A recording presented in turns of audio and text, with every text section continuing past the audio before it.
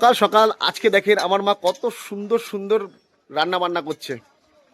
এই দেখেন বন্ধুরা, এখন মা কাঠের উনুনে বানাচ্ছে আলু পনিরের তরকারি। দেখেন কালারটা দেখেন, যেমন কালার সেরকম খেতেও দুর্দান্ত লাগবে।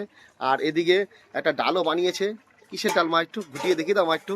মটর ডাল আমরা দিয়ে মটর ডালও বানিয়েছে। দেখেন কালারটা দেখেন দারুণ, আর খেতেও দারুণ লাগবে। আর কি বানাবো মা এটা?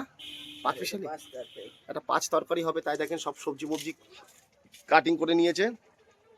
আর এদিকে দেখেন পনিরের তরকারি হয়ে গেছে, সাদা ভাত হয়ে গেছে। তো সকালবেলায় আজকে দারুণ খাওয়া দাওয়া হবে।